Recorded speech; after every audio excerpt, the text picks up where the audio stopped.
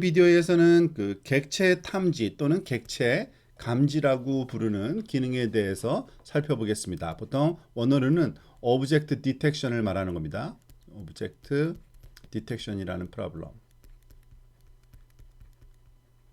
근데 이와 같은 오브젝트 디텍션 프로블럼은 사실은 객체 위치 식별, 보통 로컬라이제이션이라고 하는데요. 즉 객체가 어디에 있는지를 나타내는 거죠. 그것까지도 우리가 함께 동반되어야 된다는 사실을 우리가 알게 될 겁니다. 그 내용을 같이 한번 살펴보도록 하겠습니다. 우리가 어떤 이미지가 주어졌을 때 그 이미지가 무엇을 나타내는지 우리가 예를 들어서 여기에 지금 사진 보면은 자동차가 있죠. 그렇죠? 자동차가 있는데 이거를 분류하는 그러한 문제를 많이 풀었는데요. 보통 그거를 이미지 분류, 이미지 클래시피케이션이라고 보통 얘기를 합니다. 그런데 때때로 우리가 이 이미지를 안에 있는 객체를 인식할 뿐만 아니라 이 분류뿐만 아니라 그 분류와 함께 그 어디에 있는지 위치까지도 찾아내야 되는, 즉 위치 식별, 로컬라이제이션까지 그 함께 요구되는 그런 응용들이 많이 있습니다. 즉 물론 여기에 자동차가 있고요. 그죠? 근데 자동차뿐만 아니라 그 자동차가 어디에 있는지 이렇게 보통 바운딩 박스, 뭐 경계 박스라고 얘기도 하는데요. 이 바운딩 박스를 그릴 수 있는 그러한 그 위치 정보까지도 우리가 필요로 하는 경우가 많습니다. 즉 분류와 함께 그 위치 식별까지도 해야 되는 거죠.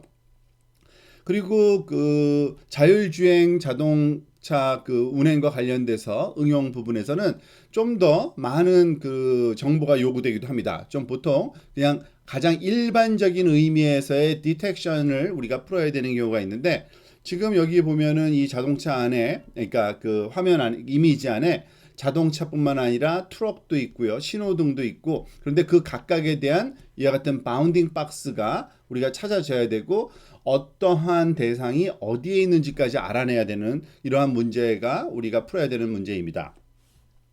즉 기존에 간단한 우리가 문제를 풀 경우에는 일단은 이렇게 그 클래시피케이션 또는 클래시피케이션 with localization 문제에서는 하나의 객체만 찾는 오브젝트가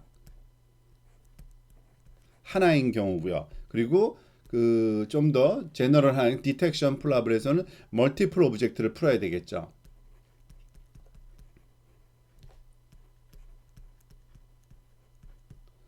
자, 이와 같은 문제를 점점 이렇게 디테일하게 우리가 공부를 해보겠는데요. 우선 이 로컬라이제이션, 즉 그 클래시피케이션과 이 로컬라이제이션 그 프로블럼을 네트워크로 어떻게 구성해서 우리가 풀 수 있는지 그 내용을 또 같이 한번 살펴보도록 하겠습니다.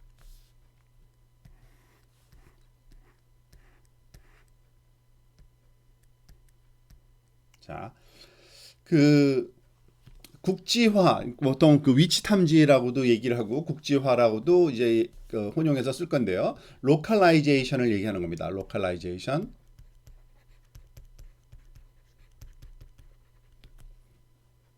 자, 보통 우리가 이미지가 주어졌을 때 이 이미지의 내용을 식별하는데 많이 쓰는 게 우리가 컨볼루션 뉴럴 네트워크를 많이 쓰죠. 지금 요게 그 상징적으로 이렇게 네트워크를 우리가 구성했을 때 보통 컨브넷으로 우리가 구성을 하게 됩니다. 그리고 그 컨브넷으로 구성된 제일 마지막에 어떤 피처들을 가지고서 보통 그 이 대상이 뭔지를 결정할 때 우리가 이 결과물을 또 소프트맥스로 푸는 경우가 많이 있습니다. 지금 이 예에서는 그 뭐 페데스트리언인지 자동차인지 모터사이클인지 백그라운드인지 네 개 중에서 하나를 찾는 문제를 할 건데요. 그렇게 되면은 이 소프트맥스의 개수는 그 노드 개수는 4로 해서 우리가 분류 문제를 풀어야겠죠. 그런데 이 로컬라이제이션 관련돼서 우리가 추가적인 어떤 정보를 더 필요할 겁니다. 즉, 이 대상이 어디에 있는지를 찾아서 예를 들어서 우리가 이거는 붉은색으로 한번 표현을 해볼까요? 즉, 이 대상의 위치를 바운딩 박스를 어디에 있다고 이렇게 바운딩 박스를 만들어서 표현해 줘야 되는데 이 바운딩 박스의 위치를 우리가 여기 그 타겟에다가 정해 줘야겠죠. 그래서 그 내용을 조금 정리를 해보면 이렇습니다. 즉 그 보통 이미지를 우리가 나타낼 때 표준적으로 이 좌측 상단을 원점으로 봅니다. 그러니까 제로 포인트 제로, 그러니까 제로 콤마 제로에서 x, y 그 포지션을 이렇게 놓고요. 오른쪽 아래를 그 1, 콤마 1로 해서 가장 큰 그러한 밸류라고 이렇게 보고요.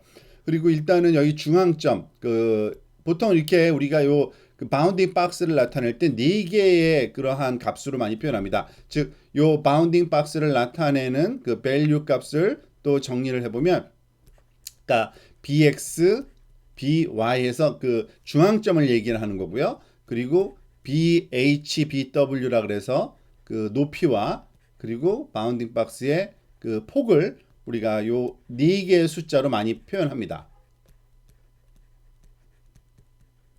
바운딩 박스라고 얘기를 할 수 있고요. 자, 바운딩 박스를 이 그 결정 경계, 그러니까 이 경계 박스를 우리가 표현하는 방식이 여러 가지가 있을 수 있는데 보통 스탠다드한 방식 요 네 개의 숫자로 많이 표현하고요. 그럼 bx, by가 어떻게 해당될까? 여기 보면은 그러니까 여기서부터 bx, by는 요 중앙 정도에 위치하는 것 같네요. 그래서 이건 한 0.5 정도 위치를 한다고 볼 수 있고요. 그리고 요 위치를 우리가 대충 메저링 해보면 약 그 70% 정도네요. 그래서 한 0.7 정도가 by로, 즉 한번 써볼까요? 그러니까 bx는 0.5가 될 거고요. 그리고 by는 한 0.7 정도로 우리가 할당하면 될 것 같습니다. 그리고 높이 bh는 요 높이는 대충 보면 한 0.3 정도 같네요. 그죠?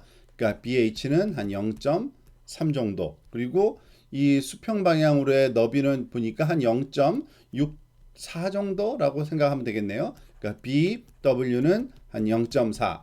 자, 이런 식으로 그 소위 소프트맥스의 그런 그 레이블에 해당되는 그 값과 4개와 이와 같은 바운딩 박스 값 4개가 합쳐진 형태로 우리가 그 y 값, 즉 이 부분이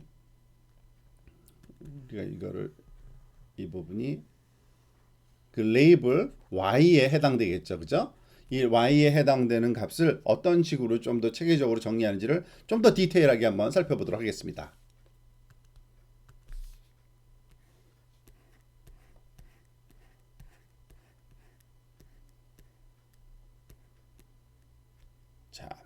자, 요 그림을 가지고서 한번 정리를 한번 해보도록 할까요?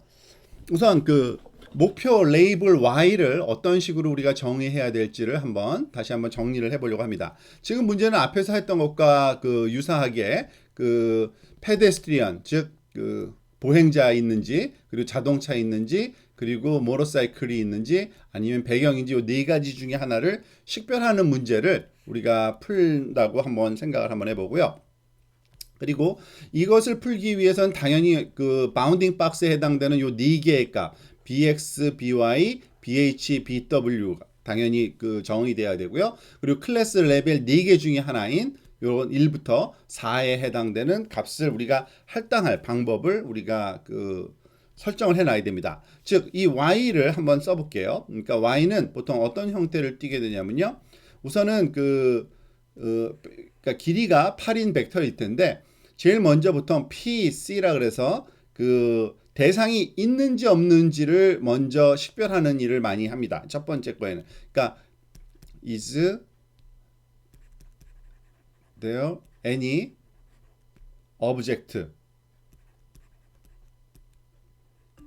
즉 이 PC라고 한 거는 그 이 백그라운드를 식별하는 그러한 내용을 제일 먼저 여기다가 우리가 그 할당했다고 보시면 되고요. 그 다음에는 그 바운딩 박스로 bx, by 그리고 bh, bw 그 다음에는 요 세 개의 클래스 중에 하나를 선택하는 C1, C2, C3 그렇게 해서 8개, 총 8개죠. 이 8개를 가지고서 우리가 식별하는 그 레이블로 우리가 y를 사용한다고 보시면 됩니다.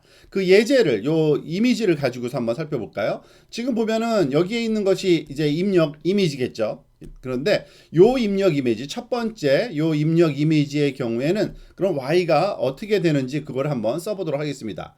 이 y가 일단은 그 PC라고 지금 표현한 레이블된 즉 객체가 있는지 없는지 객체가 있죠. 그러니까 당연히 이거는 1이라는 값이 여기 들어갈 거고요. 그리고 여기에 그 요 객체에 바운딩 박스 우리가 바운딩 박스는 보통 이렇게 붉은색으로 보통 많이 하니까 붉은색으로 제가 바운딩 박스를 이렇게 그려놓고요. 요 바운딩 박스의 그 위치 정보 이 bx, by와 bh, bw를 써주면 되겠죠. 즉 bx, by, bh, bw가 들어가고요. 그리고 이 대상이 자동차인지 페데스트리언인지 모노사이클인지 써줘야 되니까 두 번째가 자동차니까요. 어떻게 되겠습니까? 0, 1, 0이라는 요런 8개의 숫자가 이 주어진 첫 번째 입력 자료의 그런 레이블에 해당되는 겁니다. 그러면은 만약에 배경일 경우는 어떻게 될까요? 이 배경일 경우에는 이 백그라운드일 경우에는 여기에 그 당연히 첫 번째 값은 0이 들어가고요. 그 나머지 8값은 어떤 의미를 갖냐면 그냥 don't care라고 보통 표현을 합니다. 그러니까 신경을 쓰지 않겠다는 뜻이죠. 자, 그게 무슨 말이냐면요. 우리가 이따 보면 아는데 물음표로 셋, 넷, 다섯, 여섯, 7개를 이렇게 써놓겠습니다. 즉 무슨 값이 들어오는지 상관없기 때문에 근데 왜 이렇게 그 어떤 값도 아닌 아무것도 아닌 걸 쓰냐면요. 우리가 loss 펑션에서 계산을 안 하면 되기 때문에 그렇습니다. 자, 그러면은 이와 같은 그 입력과 레이블이 주어졌을 때 우리가 그 맞고 틀리는 그러한 정도를 측정하는 로스 함수를 또 정의할 필요가 있겠죠. 그래서 로스 함수를 한번 이렇게 L of y hat, y를 이 y와 y hat 사이의 그 차이를 우리가 그 손실 함수를 한번 그 소위 정의를 해보도록 하겠습니다. 자, 일단은 뭐 각각의 엘리멘트를 좀 쉽게 먼저 접근할게요. 소위 루트 민 스퀘어로 한번 해보도록 하겠습니다. 즉 그 차이를 그러니까 첫 번째 y hat 1과 그 y1과의 그 차이의 제곱 더하기 뭐 이것이 틀려지면은 y hat 2와 y2와의 제곱 그리고 더하기 모든 그 엘리멘트 마지막까지 해야겠죠. 그러니까 y hat의 8번째 거 빼기 y의 제곱. 자, 근데 이 경우는 뭐에 관한 경우냐면요. 만약에 그 y가 y1이요. 첫 번째 그 엘리멘트 PC라고 한 우리 그 선언한 요거 이것이 1일 경우에만 해당되는 겁니다. 1인 경우. 왜 그러겠어요? 당연히 이 bx, by, bh, bw, y부터 그 y8까지의 엘리멘트 값이 갖고 있는 거는 요 y는 1일 경우만이고요. 만약에 그 y1이 0이다 하면 어떻게 될까요? 그때 사용하는 손실함수는 아주 간단합니다. y1 그러니까 hat 1 빼기 y1 요 부분만 고려하는 겁니다. 요 부분만. 즉 왜 그러냐면은 그 나머지는 그 계산에 아예 포함을 안 하는 거죠. 그래서 이와 같은 요 두 개의 식으로 해가지고서 우리가 그 손실 함수를 그 결정하고 이 손실 값을 백프로포게이션 시켜서 우리가 그 파라메타를 구하는 그런 방법을 쓰게 됩니다. 물론 이렇게 이건 설명을 위해서 우리가 그러니까 루트 민 스퀘어로 RMS로 그 루트 민 스퀘어 형식으로 간단하게 표현했는데 사실 이런 방식보다는 우리가 그 좀 그 다른 방식을 좀 많이 쓰죠. 사실은요. 예를 들어서 뭐 PC1과 그리고 C1, C2, C3 이거는 뭐 소프트맥스로 많이 하죠. 그죠? 소프트맥스로 써져야겠죠. 소프트맥스 이거는 보통 그 로지스틱 리그레션에서 쓰는 그 크로스 엔트로피를 많이 쓰게 될 겁니다. 그죠? 로지스틱 리그레션의 크로스 엔트로피.